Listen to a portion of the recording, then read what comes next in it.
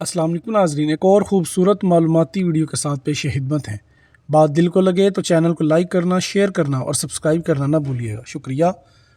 دھوپ میں لو لگنے سے موت کیوں ہوتی ہے؟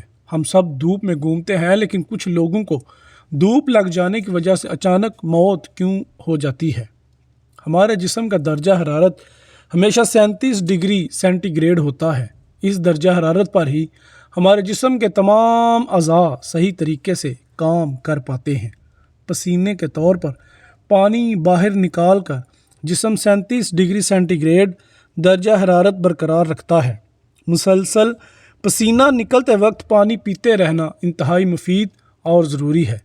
اس کے علاوہ بھی پانی بہت کارآمد ہے۔ جسم میں پانی کی کمی ہونے پر ہمارا جسم پسینے کے ذریعے ہونے والے پانی کے اخراج کو روکتا ہے، یعنی بند کر دیتا ہے۔ جب باہر درجہ حرارت 45 ڈگری سے زائد ہو جاتا ہے اور جسم کا کولنگ سسٹم ٹھپ ہو جاتا ہے، تب جسم کا درجہ حرارت 37 ڈگری سے زیادہ ہونے لگتا ہے۔ جسم کا درجہ حرارت جب 42 ڈگری سینٹی گریڈ تک پہنچ جاتا ہے، تب خون گرم ہونے لگتا ہے اور خون میں موجود پروٹین پکنے لگتا ہے، پٹھے کڑکنے لگتے ہیں۔ اس دوران سانس لینے کے لیے ضروری پٹھے بھی کام کرنا بند کر دیتے ہیں۔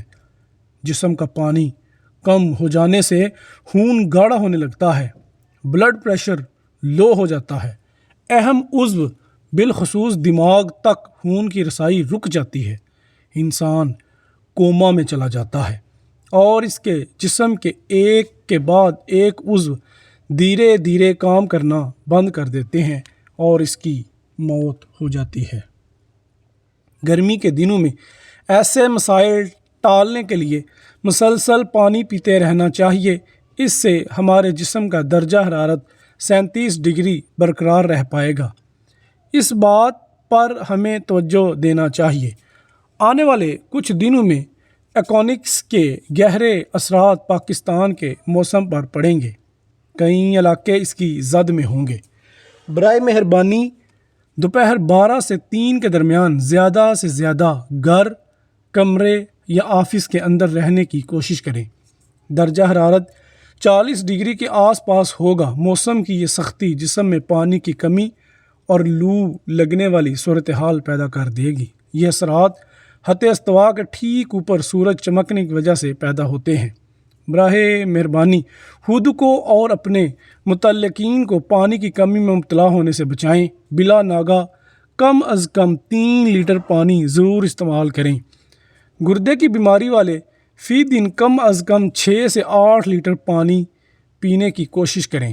جہاں تک ممکن ہو بلڈ پریشر پر نظر رکھیں۔ کسی کو بھی لو لگنا یعنی ہیٹ اسٹروک ہو سکتا ہے۔ ٹھنڈے پانی کے ساتھ نہائیں۔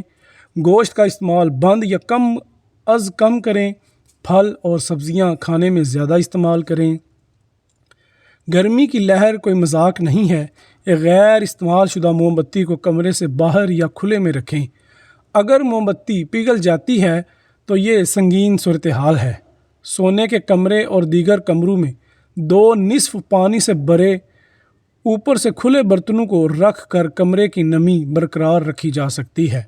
اپنے ہونٹوں اور آنکھوں کو نم رکھنے کی کوشش کریں اور مفاد عامہ میں اس پیغام کو زیادہ سے زیادہ شیئر کریں۔ اس پیغام کو مفاد عامہ کے لیے فرسٹ ایڈ پروگرام انجم ہلال احمر پاکستان کی طرف سے شائع کیا گیا ہے۔